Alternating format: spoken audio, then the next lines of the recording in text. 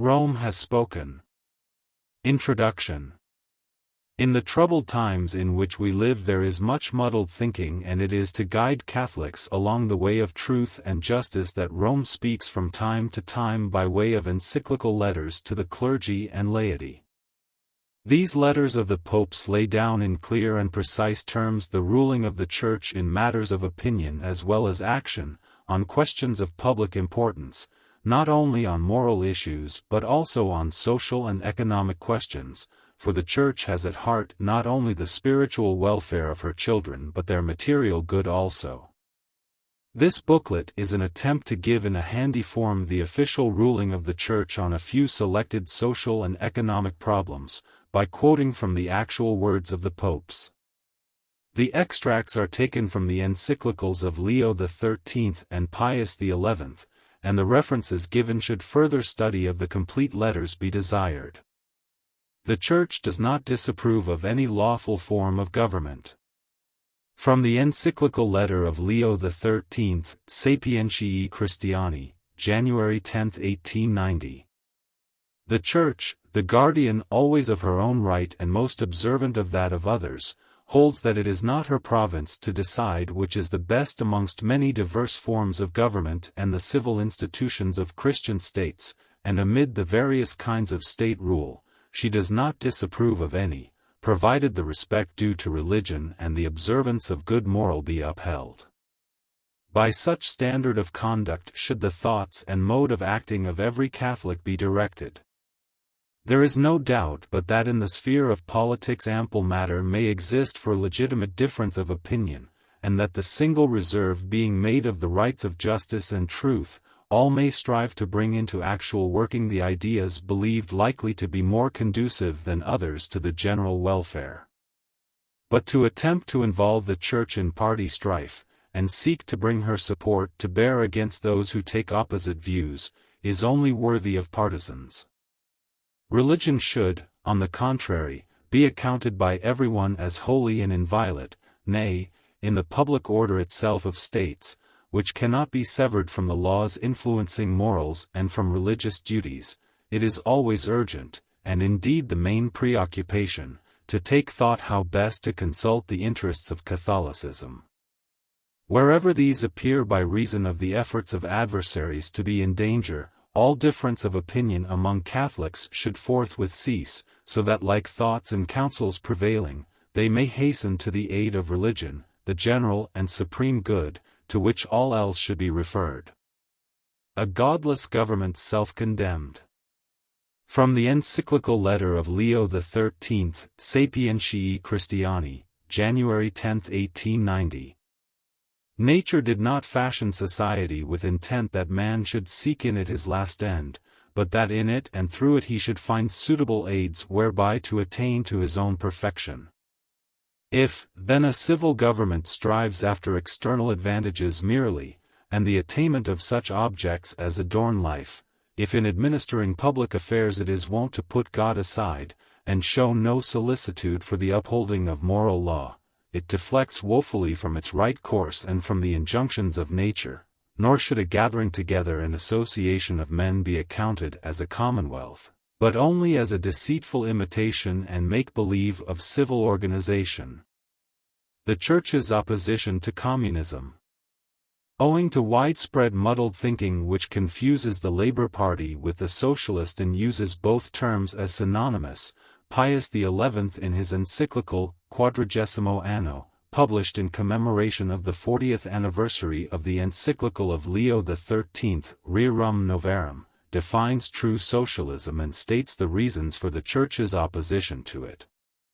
Since the days of Leo XIII, socialism too, the great enemy with which his battles were waged, has undergone profound changes, no less than economics. At that time socialism could fairly be termed a single system, which defended certain definite and mutually coherent doctrines.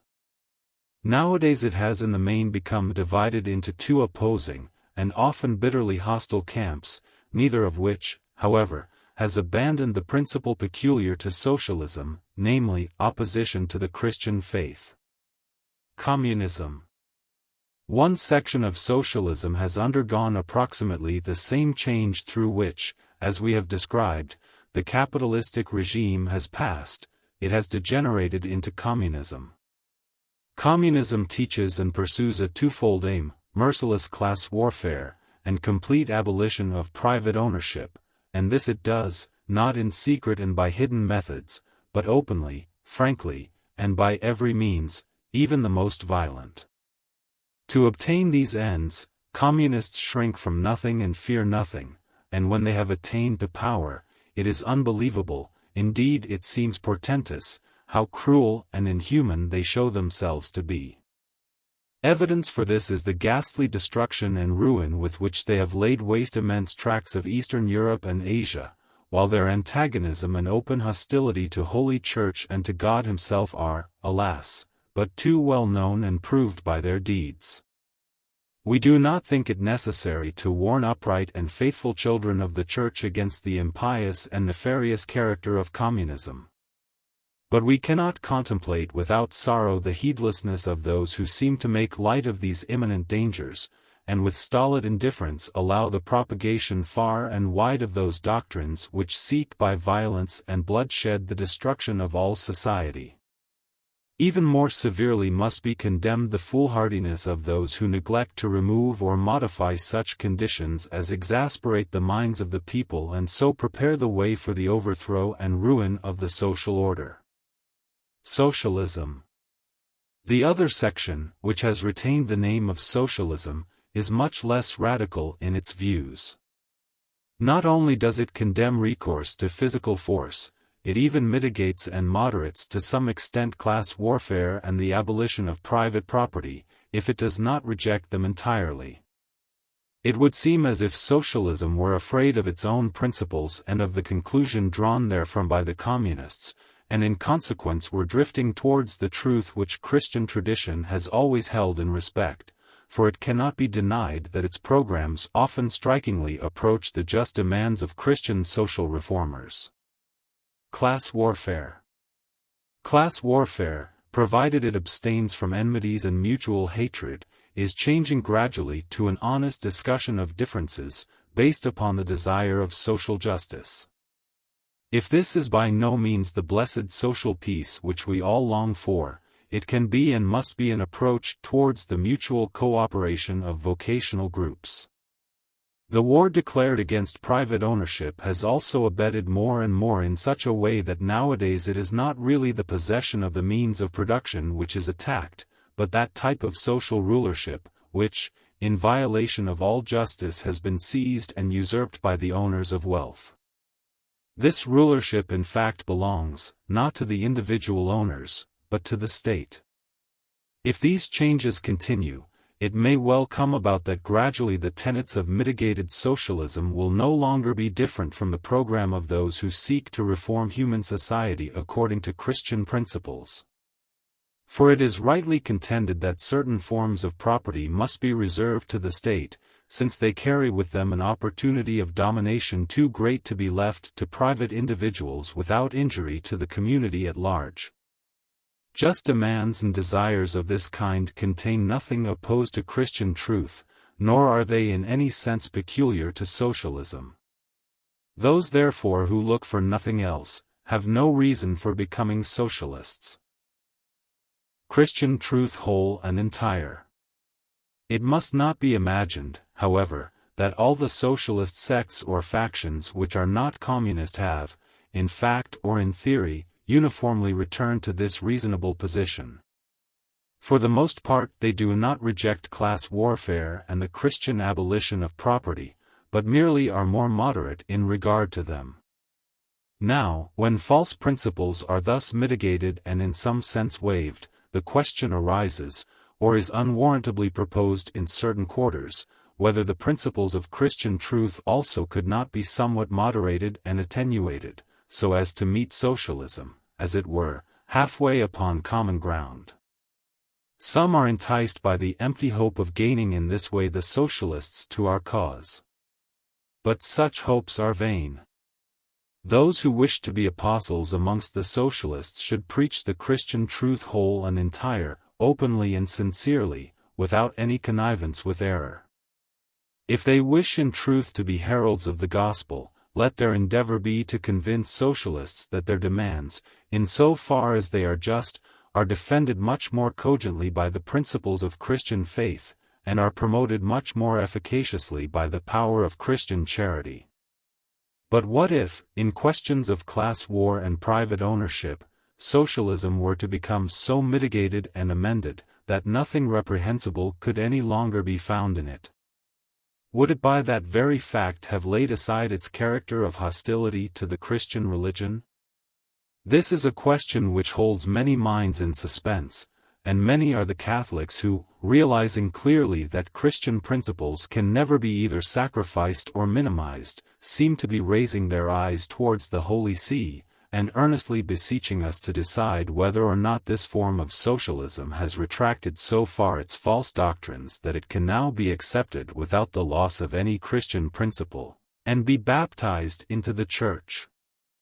In our fatherly solicitude we desire to satisfy these petitions, and we pronounce as follows: whether socialism be considered as a doctrine, or as an historical fact, or as a movement, if it really remains socialism, it cannot be brought into harmony with the dogmas of the Catholic Church, even after it has yielded to truth and justice in the points we have mentioned, the reason being that it conceives human society in a way utterly alien to Christian truth. Christianity and socialism compared. For according to Christian doctrine, man, endowed with a social nature, is placed here on earth in order that he may spend his life in society, and under an authority ordained by God, that he may develop and evolve to the full all his faculties to the praise and glory of his Creator, and that, by fulfilling faithfully the duties of his station, he may attain to temporal and eternal happiness. Socialism, on the contrary, entirely ignorant of or unconcerned about this sublime end both of individuals and of society, affirms that living in community was instituted merely for the sake of the advantages which it brings to mankind. Goods are produced more efficiently by a suitable distribution of labor than by the scattered efforts of individuals. Hence the socialists argue that economic production, of which they see only the material side, must necessarily be carried on collectively, and that because of this necessity men must surrender and submit themselves wholly to society with a view to the production of wealth. Indeed, the possession of the greatest possible amount of temporal goods is esteemed so highly, that man's higher goods, not excepting liberty, must, they claim, be subordinated and ever sacrificed to the exigencies of efficient production. They affirm that the loss of human dignity, which results from these socialized methods of production, will be easily compensated for by the abundance of goods produced in common and accruing to the individual, who can turn them at his will to the comforts and culture of life. Society, therefore, as the socialist conceives it, is on the one hand impossible and unthinkable without the use of compulsion of the most excessive kind, on the other it fosters a false liberty, since in such a scheme no place is found for true social authority, which is not based on temporal and material advantages, but descends from God alone, the Creator and last end of all things. If, like all errors, socialism contains a certain element of truth, and this the sovereign pontiffs have never denied, it is, nevertheless, founded upon a doctrine of human society peculiarly its own, which is opposed to true Christianity. Religious socialism, Christian socialism, are expressions implying a contradiction in terms. No one can be at the same time a sincere Catholic and a true socialist. The socialist error that all men are equal. From the encyclical letter of Leo XIII, Quod Apostolici Muneris, December 28, 1878. The real equality of men. For although the socialists, turning to evil, use the gospel itself so as to deceive more readily the unwary, have been wont to twist it to their meaning, still so striking is the disagreement between their criminal teachings and the pure doctrine of Christ, that no greater can exist. For what participation hath justice with injustice, or what fellowship hath light with darkness? 2 Corinthians 6. 14. They in good sooth cease not from asserting, as we have already mentioned, that all men are by nature equal, and hence they contend that neither honor nor respect is owed to public authority, nor any obedience to the laws, saving perhaps to those which have been sanctioned according to their good pleasure. Contrariwise, from the gospel records equality among men consists in this, that one and all, possessing the same nature, are called to the sublime dignity of being sons of God, and, moreover, that one and the same end being set before all, each and every one has to be judged according to the same laws and to have punishments or rewards meted out according to individual deserts. There is, however, an inequality of right and authority which emanates from the author of nature himself, of whom all paternity in heaven and earth is named. F3. 15. As regards rulers and subjects, all without exception, according to Catholic teaching and precept, are mutually bound by duties and rights, in such manner that, on the one hand, moderation is enjoined on the appetite for power, and on the other, obedience is shown to be easy, stable and wholly honorable. The teaching of the Church. Therefore does the Church constantly urge upon each and all who are subject to her the apostolic precept, there is no power but from God, and those that are ordained of God. Therefore he that resisteth the power resisteth the ordinance of God. And they that resist, purchase to themselves damnation. And again, be subject of necessity, not only for wrath, but also for conscience' sake. And render to all men their dues. Tribute to whom tribute is due, custom to whom custom, fear to whom fear, honor to whom honor. Romans 13, 1, 2, 5, 7.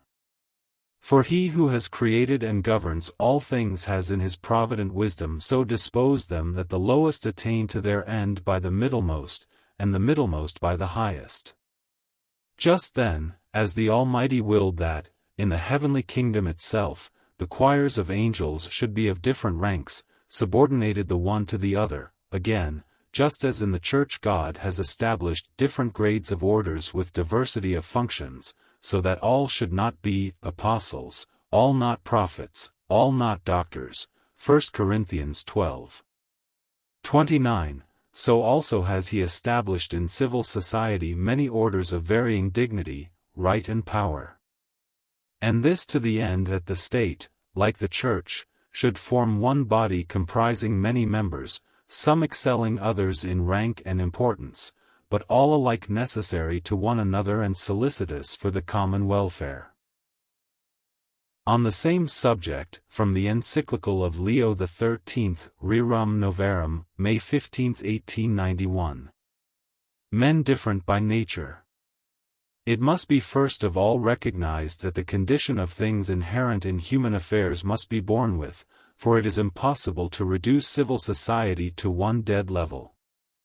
Socialists may in that event do their utmost, but all striving against nature is in vain.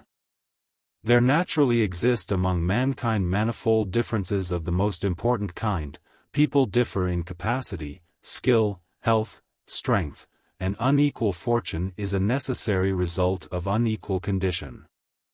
Such inequality is far from being disadvantageous either to individuals or to the community. Social and public life can only be maintained by means of various kinds of capacity for business and the playing of many parts, and each man, as a rule, chooses the part which suits his own peculiar domestic condition. As regards bodily labor, even had man never fallen from the state of innocence, he could not have remained wholly unoccupied, but that which would then have been his free choice and his delight, became afterwards compulsory, and the painful expiation for his disobedience. Cursed be the earth in thy work, in thy labor thou shalt eat of it all the days of thy life. Genesis 3. 17. In like manner, the other pains and hardships of life will have no end or cessation on earth, for the consequences of sin are bitter and hard to bear, and they must accompany man so long as life lasts. To suffer and to endure, therefore, is the lot of humanity. Let them strive as they may, no strength and no artifice will ever succeed in banishing from human life the ills and troubles which beset it. If any there are who pretend differently, who hold out to a hard-pressed people the boon of freedom from pain and trouble, an undisturbed repose, and constant enjoyment, they delude the people and impose upon them, and their lying promises will only one day bring forth evils worse than the present. Nothing is more useful than to look upon the world as it really is, and at the same time to seek elsewhere, as we have said, for the solace to its troubles. The Church upholds the right to own property. From the encyclical letter of Leo XIII, Rerum Novarum, May 15, 1891. Man and Animal Creation. Every man has by nature the right to possess property as his own. This is one of the chief points of distinction between man and the animal creation, for the brute has no power of self-direction, but is governed by two main instincts, which keep his powers on the alert, impel him to develop them in a fitting manner, and stimulate and determine him to action without any power of choice. One of these instincts is self-preservation, the other the propagation of the species. Both can attain their purpose by means of things which lie within range. Beyond their verge the brute creation cannot go, for they are moved to action by their senses only, and in the special direction which these suggest. But with man it is wholly different. He possesses, on the one hand, the full perfection of the animal being, and hence enjoys, at least as much as the rest of the animal kind, the fruition of things material. But animal nature, however perfect, is far from representing the human being in its completeness, and is in truth but humanity's humble handmaid, made to serve and to obey. It is the mind, or reason, which is the predominant element in us who are human creatures. It is this which renders a human being human, and distinguishes him essentially from the brute. And on this very account, that man alone among the animal creation is endowed with reason, it must be within his right to possess things not merely for temporary and momentary use, as other living things do, but to have and to hold them in stable and permanent possession. He must have not only things that perish in the use, but those also which, though they have been reduced into use, continue for further use in after time. Man must think of the future.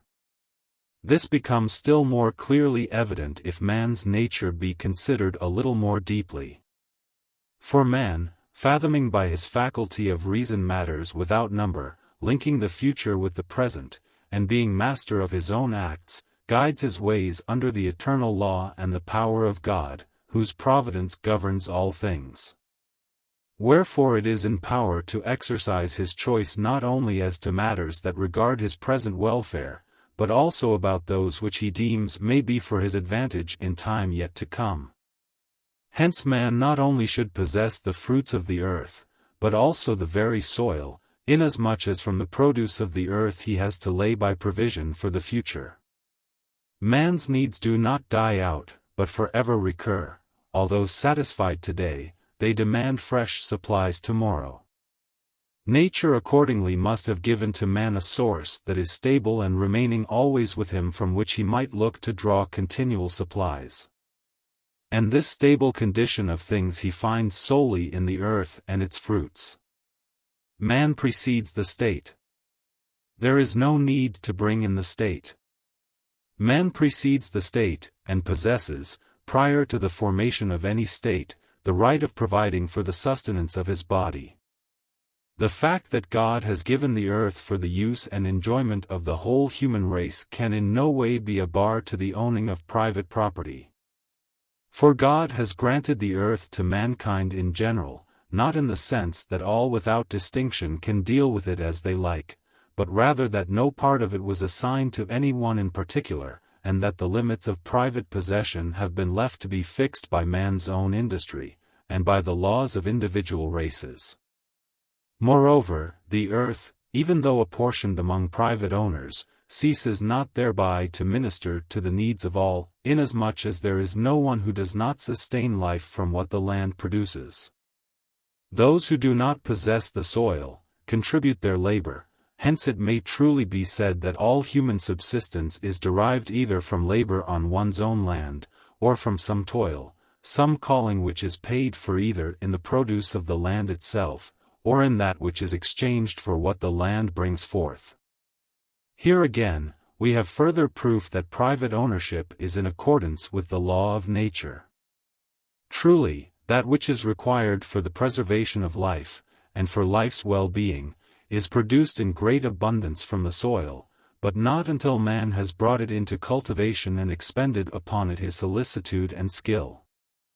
Now, when man turns the activity of his mind and the strength of his body towards procuring the fruits of nature, by such act he makes his own that portion of nature's field which he cultivates, that portion on which he leaves as it were, the impress of his individuality, and it cannot but be just that he should possess that portion as his very own, and have a right to hold it without anyone being justified in violating that right. The results of labor. So strong and convincing are these arguments, that it seems amazing that some should now be setting up anew certain obsolete opinions in opposition to what is here laid down. They assert that it is right for private persons to have the use of the soil and its various fruits, but that it is unjust for any one to possess outright either the land on which he has built, or the estate which he has brought under cultivation. But those who deny these rights do not perceive that they are defrauding man of what his own labor has produced. For the soil which is tilled and cultivated with toil and skill utterly changes its condition. It was wild before, now it is fruitful, was barren, but now brings forth in abundance. That which has thus altered and improved the land becomes so truly part of itself as to be in great measure indistinguishable and inseparable from it. Is it just that the fruit of a man's own sweat and labor should be possessed and enjoyed by anyone else? As effects follow their cause, so is it just and right that the results of labor should belong to those who have bestowed their labor. Ownership in conformity with human nature. With reason then, the common opinion of mankind, little affected by the few dissentients who have contended for the opposite view, has found in the careful study of nature, and in the laws of nature, the foundations of the division of property, and the practice of all ages has consecrated the principles of private ownership, as being preeminently in conformity with human nature, and as conducing in the most unmistakable manner to the peace and tranquility of human existence. The same principle is confirmed and enforced by the civil laws, laws which, so long as they are just, derive from the law of nature their binding force. The authority of the divine law adds its sanction, forbidding us in severest terms even to covet that which is another's. Thou shalt not covet thy neighbor's wife, nor his house, nor his field, nor his manservant, nor his maidservant, nor his ox, nor his ass, nor anything that is his. Deuteronomy v. 2I. That right to property, therefore, which has been proved to belong naturally to individual persons, must in like wise belong to a man in his capacity of head of a family. Nay, that right is all the more valid in proportion as human personality in the life of the family takes various forms. For it is a most sacred law of nature that a father should provide food and all necessaries for those whom he has begotten, and similarly it is natural that he should wish that his children, who carry on, so to speak, and continue his personality, should be by him provided with all that is needful to enable them to keep themselves decently from want and misery amid the uncertainties of this mortal life.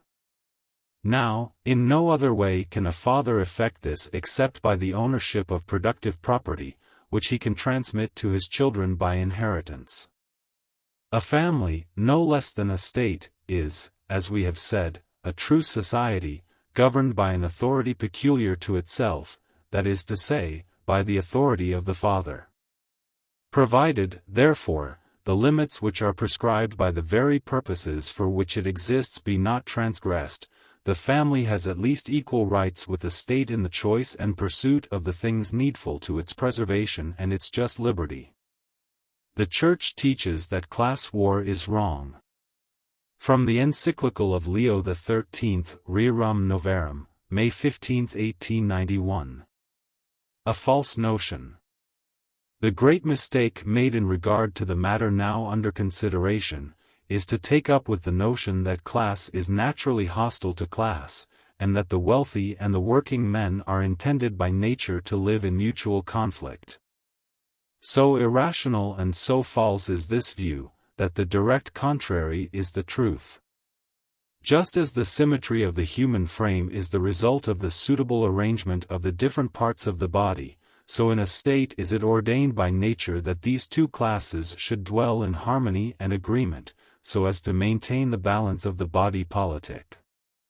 Each needs the other. Capital cannot do without labor, nor labor without capital. Mutual agreement results in the beauty of good order, while perpetual conflict necessarily produces confusion and savage barbarity.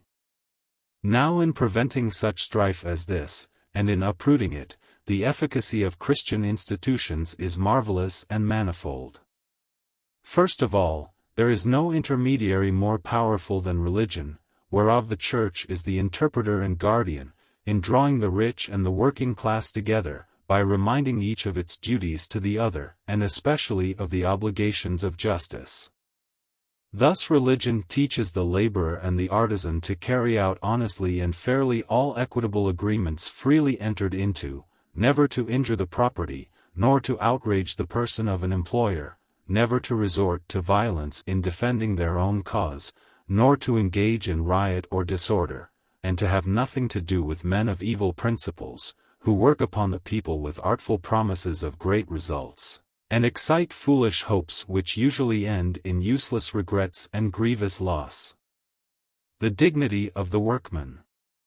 Religion teaches the wealthy owner and the employer that their workpeople are not to be accounted their bondsmen, that in every man they must respect his dignity and worth as a man and as a Christian, that labor for wages is not a thing to be ashamed of, if we lend ear to right reason and to Christian philosophy, but is to a man's credit, enabling him to earn his living in an honorable way, and that it is shameful and inhuman to treat men like chattels to make money by, or to look upon them merely as so much muscle or physical strength.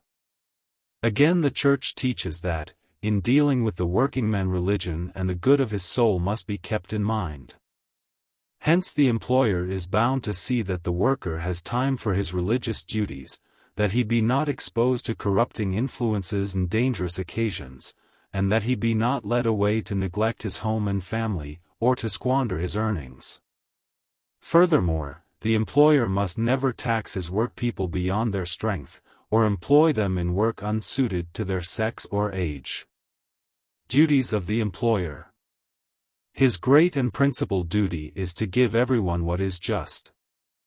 Doubtless before deciding whether wages are fair, many things have to be considered, but wealthy owners and all masters of labor should be mindful of this, that to exercise pressure upon the indigent and the destitute for the sake of gain, and to gather one's profit out of the need of another, is condemned by all laws, human and divine. To defraud any one of wages that are his due is a crime which cries to the avenging anger of heaven. Behold the hire of the laborers, which by fraud has been kept back by you, Crete, and the cry of them hath entered into the ears of the Lord of Sabaoth. James v. 4. Lastly, the rich must religiously refrain from cutting down the workman's earnings, whether by force, by fraud, or by usurious dealing, and with all the greater reason because the laboring man is, as a rule, weak and unprotected, and because his slender means should in proportion to their scantiness be accounted sacred. Were these precepts carefully obeyed and followed out, would they not be sufficient of themselves to keep under all strife and all its causes? The right use of money. From the encyclical of Leo XIII, Rerum Novarum, May 15, 1891. The chief and most excellent rule for the right use of money rests on the principle that it is one thing to have a right to the possession of money, and another to have a right to use money as one wills. Private ownership, as we have seen, is the natural right of man, and to exercise that right, especially as members of society, is not only lawful, but absolutely necessary. It is lawful, says St. Thomas of Aquinas, for a man to hold private property, and it is also necessary for the carrying on of human existence. But if the question be asked, how must one's possessions be used, the Church replies without hesitation in the words of the same holy doctor: man should not consider his material possessions as his own, but as common to all, so as to share them without hesitation when others are in need. Whence the Apostle saith, command the rich of this world to offer with no stint, to apportion largely. True, no one is commanded to distribute to others that which is required for his own needs and those of his household, nor even to give away what is reasonably required to keep up becomingly his condition in life, for no one ought to live other than becomingly. But when what necessity demands has been supplied, and one standing fairly taken thought for, it becomes a duty to give to the indigent out of what remains over. Of that which remaineth give alms. Luke 11:41. Christian charity. It is a duty, not of justice, save in extreme cases, but of Christian charity, a duty not enforced by human law. But the laws and judgments of men must yield place to the laws and judgments of Christ the true God, who in many ways urges on his followers the practice of almsgiving. It is more blessed to give than to receive, Acts 20:35, and who will count a kindness done or refuse to the poor as done or refuse to himself, as long as you did it to one of my least brethren you did it to me. Matthew 25:40. To sum up then what has been said, whoever has received from the divine bounty a large share of temporal blessings, whether they be external and material, or gifts of the mind, has received them for the purpose of using them for the perfecting of his own nature, and, at the same time, that he may employ them, as the steward of God's providence, for the benefit of others. He that hath a talent, says Saint Gregory the Great, let him see that he hide it not. He that hath abundance let him quicken himself to mercy and generosity. He that hath art and skill, let him do his best to share the use and the utility thereof with his neighbor. Saint Gregory the Great, Homily 9. The Church champions the poor. From the encyclical letter, Rerum Novarum, May 15, 1891. Christian morality.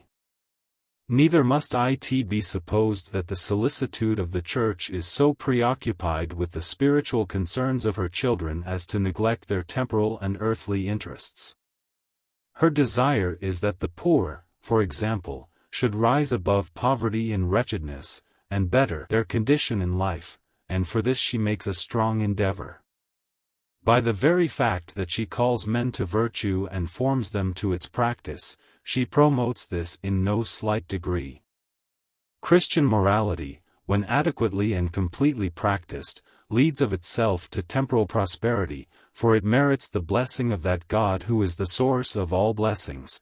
It powerfully restrains the greed of possession and the thirst for pleasure, twin plagues, which too often make a man who is void of self-restraint miserable in the midst of abundance.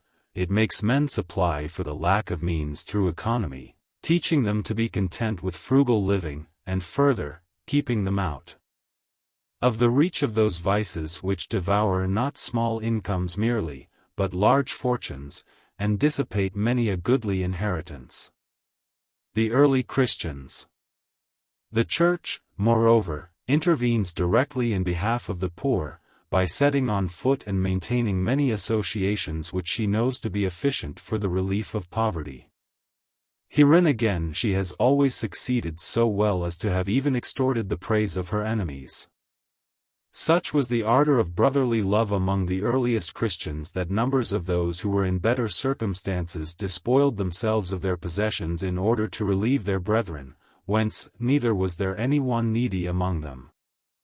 Acts 4. 34. To the order of deacons, instituted in that very intent, was committed by the apostles the charge of the daily doles, and the apostle Paul, though burdened with the solicitude of all the churches, hesitated not to undertake laborious journeys in order to carry the alms of the faithful to the poorer Christians.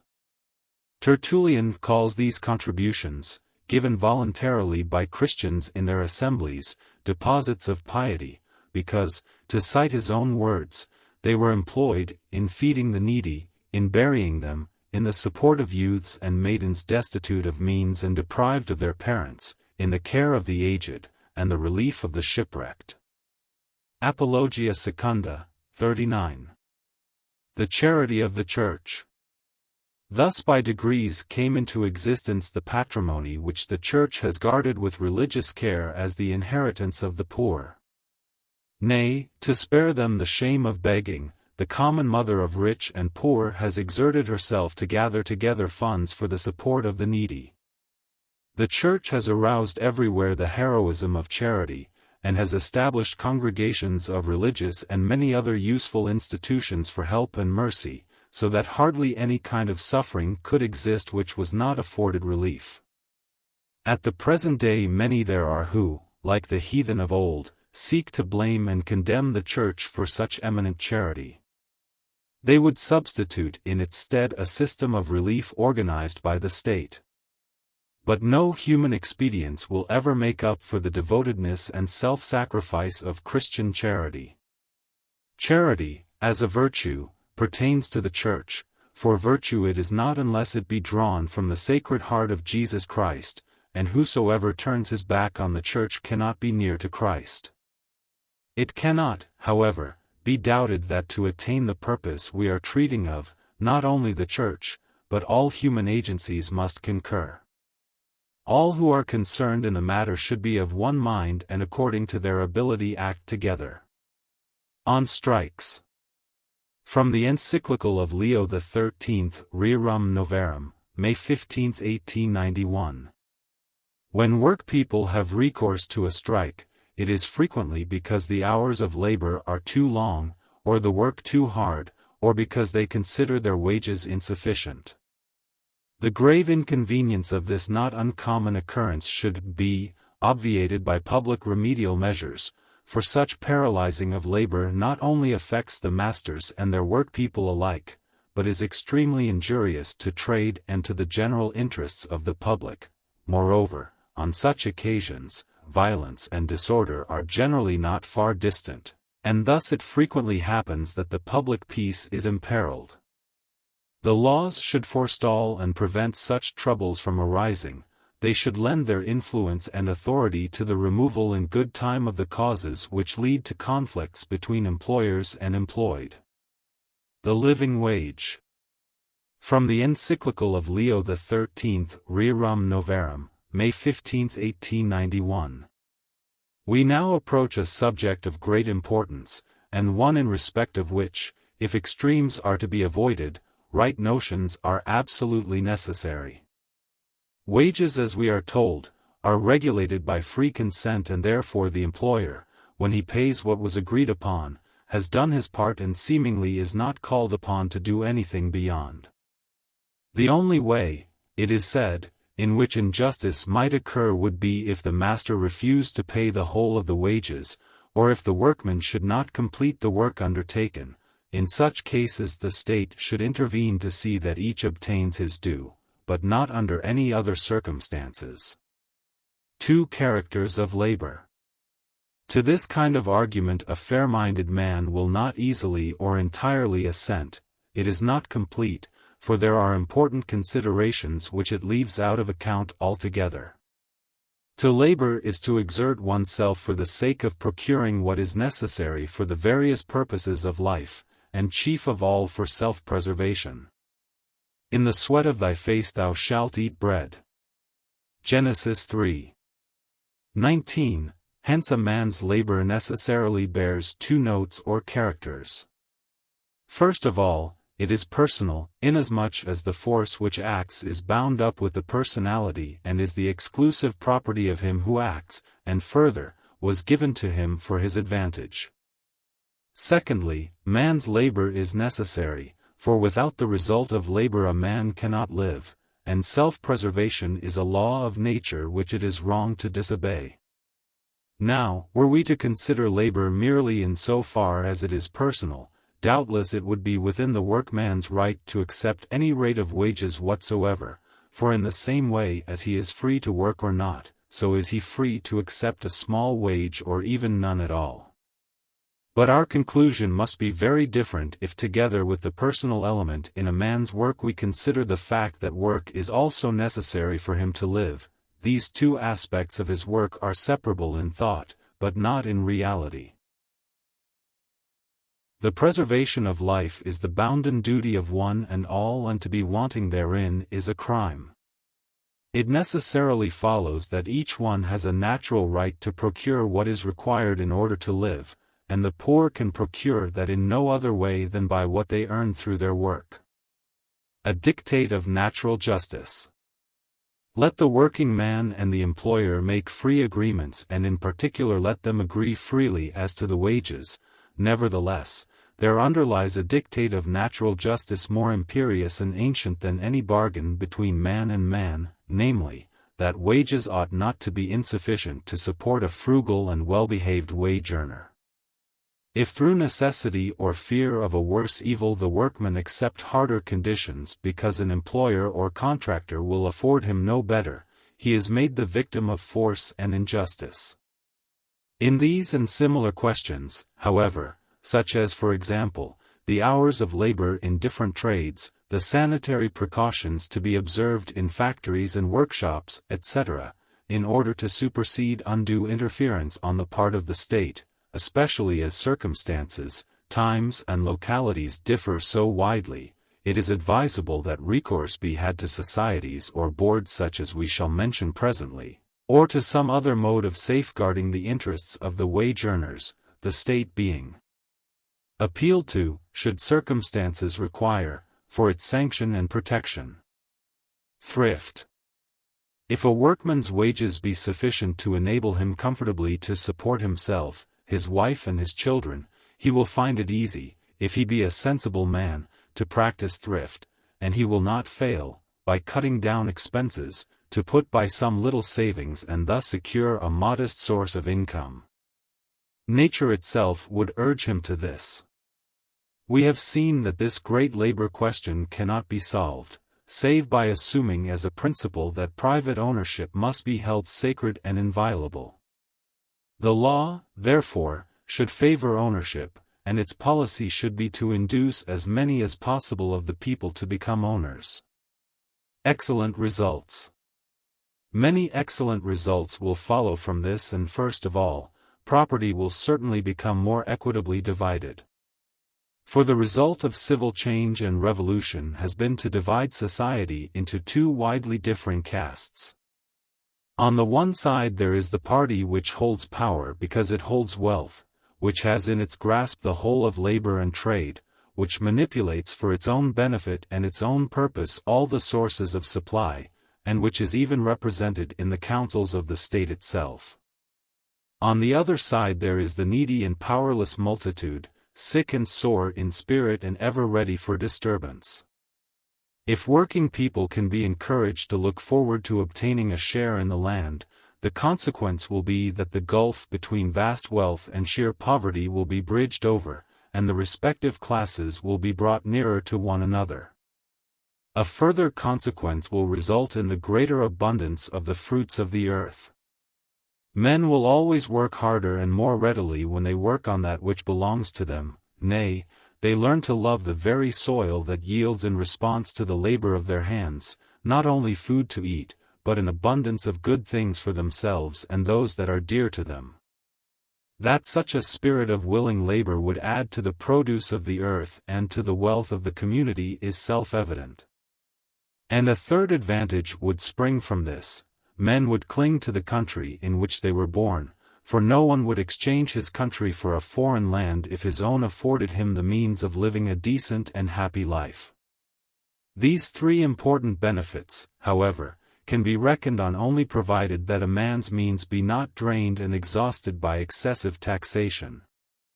The right to possess private property is derived from nature, not from man, and the state has the right to control its use in the interests of the public good alone, but by no means to absorb it altogether. The state would therefore be unjust and cruel if under the name of taxation it were to deprive the private owner of more than is fair. On the same subject taken from the encyclical Quadragesimo Anno, by Pius XI, May 15, 1931. A social and personal aspect. The obvious truth is that in labor, especially hired labor, as in ownership, there is a social as well as a personal or individual aspect to be considered. For unless human society forms a truly social and organic body, unless labor be protected in the social and judicial order, unless the various forms of human endeavor, dependent one upon the other, are united in mutual harmony and mutual support, unless above all, brains, capital and labor combine together for common effort, man's toil cannot produce due fruit. Hence if the social and individual character of labor be overlooked, it can be neither equitably appraised nor properly recompensed according to strict justice. From this double aspect, growing out of the very notion of human labor, follow important conclusions for the regulation and fixing of wages. The first consideration.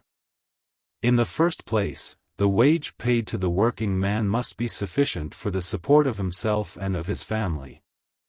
It is right indeed that the rest of the family contribute according to their power towards the common maintenance, as in the rural home or in the families of many artisans and small shopkeepers. But it is wrong to abuse the tender years of children or the weakness of woman. Mothers will above all devote their work to the home and the things connected with it. Intolerable and to be opposed with all our strength, is the abuse whereby mothers of families, because of the insufficiency of the father's salary, are forced to engage in gainful occupations outside the domestic walls, to the neglect of their own proper cares and duties, particularly the education of their children. Every effort must therefore be made that fathers of families receive a wage sufficient to meet adequately ordinary domestic needs. If in the present state of society this is not always feasible, social justice demands that reforms be introduced without delay which will guarantee every adult workingman just such a wage. In this connection we might utter a word of praise for various systems devised and attempted in practice, by which an increased wage is paid in view of increased family burdens, and a special provision is made for special needs. The condition of the business. The condition of any particular business and of its owner must also come into question in settling the scale of wages, for it is unjust to demand wages so high that an employer cannot pay them without ruin, and without consequent distress amongst the working people themselves. If the business makes smaller profit on account of bad management, want of enterprise, or out-of-date methods, this is not a just reason for reducing the workingman's wages.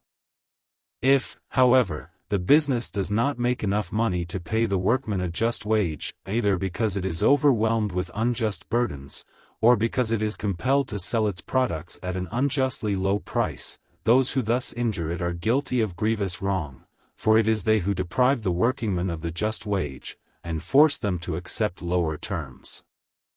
Let employers, therefore, and employed join in their plans and efforts to overcome all difficulties and obstacles, and let them be aided in this wholesome endeavor by the wise measures of the public authority. In the last extreme, counsel must be taken whether the business can continue, or whether some other provision should be made for the workers. The guiding spirit in this crucial decision should be one of mutual understanding and Christian harmony between employers and workers. The wage scale. Finally, the wage scale must be regulated with a view to the economic welfare of the whole people. We have already shown how conducive it is to the common good that wage earners of all kinds be enabled by economizing that portion of their wage which remains after necessary expenses have been met, to attain to the possession of a certain modest fortune. Another point, however, of no less importance must not be overlooked. in these our days especially, namely that opportunities for work be provided for those willing and able to work. This depends in large measure upon the scale of wages, which multiplies opportunities for work as long as it remains within proper limits and reduces them if allowed to pass these limits. All are aware that a scale of wages too low, no less than a scale excessively high, causes unemployment. Now, unemployment, particularly if widespread and of long duration, as we have been forced to experience it during our pontificate, is a dreadful scourge. It causes misery and temptation to the laborer, ruins the prosperity of nations, and endangers public order, peace and tranquility the world over. To lower or raise wages unduly, with a view to private profit, and with no consideration for the common good, is contrary to social justice, which demands that by union of effort and good will such a scale of wages be set up, if possible, as to offer to the greatest number opportunities of employment and of securing for themselves suitable means of livelihood. An harmonious proportion. A reasonable relationship between different wages here enters into consideration. Intimately connected with this is a reasonable relationship between the prices obtained for the products of the various economic groups, agrarian, industrial, etc.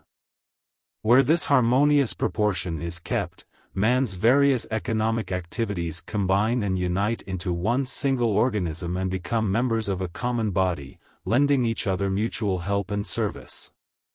For then only will the economic and social organism be soundly established and attain its end, when it secures for all and each those goods which the wealth and resources of nature, technical achievement, and the social organization of economic affairs can give.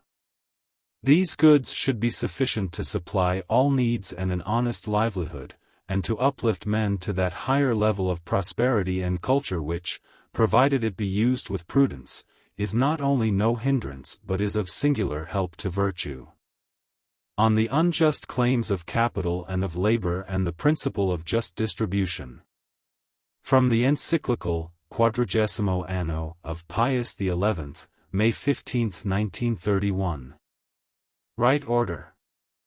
Now the natural law, or rather, God's will manifested by it, demands that right order be observed in the application of natural resources to human needs, and this order consists in everything having its proper owner. Hence it follows that unless a man apply his labor to his own property, an alliance must be formed between his toil and his neighbor's property, for each is helpless without the other. This was what Leo XIII had in mind when he wrote, "Capital cannot do without labor, nor labor without capital." It is therefore entirely false to ascribe the results of their combined efforts to either party alone, and it is flagrantly unjust that either should deny the efficacy of the other and seize all the profits. Excessive advantages. Capital, however, was long able to appropriate to itself excessive advantages. It claimed all the products and profits, and left to the laborer the barest minimum necessary to repair his strength and to ensure the continuation of his class. For by an inexorable economic law it was held, all accumulation of riches must fall to the share of the wealthy, while the working man must remain perpetually in indigence or reduced to the minimum needed for existence. It is true that the actual state of things was not always and everywhere as deplorable as the liberalistic tenets of the so-called Manchester School might lead us to conclude, but it cannot be denied that a steady drift of economic and social tendencies was in this direction. These false opinions and specious axioms were vehemently attacked, as was to be expected, and by others also than merely those whom such principles deprived of their innate right to better their condition. The false moral principle. The cause of the harassed workingmen was espoused by the intellectuals, as they are called, who set up in opposition to this fictitious law another equally false moral principle, that all products and profits, excepting those required to repair and replace invested capital, belong by every right to the workingman. This error, more subtle than that of the socialists, who hold that all means of production should be transferred to the state, or as they term it, socialized, is for that reason more dangerous and apt to deceive the unwary. It is an alluring poison consumed with avidity by many not deceived by open socialism. To prevent erroneous doctrines of this kind from blocking the path of justice and peace, the advocates of these opinions should have hearkened to the wise words of our predecessor: the earth, even though apportioned amongst private owners, ceases not thereby to minister to the needs of all. This teaching we ourselves have reaffirmed above, when we wrote that the division of goods, which is effected by private ownership, is ordained by nature itself, and has for its purpose that created things may minister to man's needs in an orderly and stable fashion. These principles must be constantly borne in mind, if we would not wander from the path of truth. The common good of all. Now, not every kind of distribution of wealth and property amongst men is such that it can at all, and still less can adequately, attain the end intended by God. Wealth, therefore, which is constantly being augmented by social and economic progress, must be so distributed amongst the various individuals and classes of society, that the common good of all, of which Leo XIII spoke, be thereby promoted. In other words, the good of the whole community must be safeguarded. By these principles of social justice, one class is forbidden to exclude the other from a share in the profits. This sacred law is violated by an irresponsible wealthy class who, in the excess of their good fortune, deem it a just state of things that they should receive everything and the laborer nothing. It is violated also by a propertyless wage-earning class who demand for themselves all the fruits of production, as being the work of their hands. Such men, vehemently incensed against the violation of justice by capitalists, go too far in vindicating the one right of which they are conscious. They attack and seek to abolish all forms of ownership and all profits not obtained by labor, whatever be their nature or significance in human society, for the sole reason that they are not acquired by toil. In this connection it must be noted that the appeal made by some to the words of the Apostle, "If any man will not work, neither let him eat," 2 Thessalonians 3:10, is as inept as it is unfounded. The Apostle is here passing judgment on those who refuse to work though they could and ought to do so. He admonishes us to use diligently our time and our powers of body and mind, and not to become burdensome to others as long as we are able to provide for ourselves. In no sense does he teach that labor is the sole title which gives a right to a living or to profits. Each class then must receive its due share, and the distribution of created goods must be brought into conformity with the demands of the common good and social justice. For every sincere observer is conscious that the vast differences between the few who hold excessive wealth and the many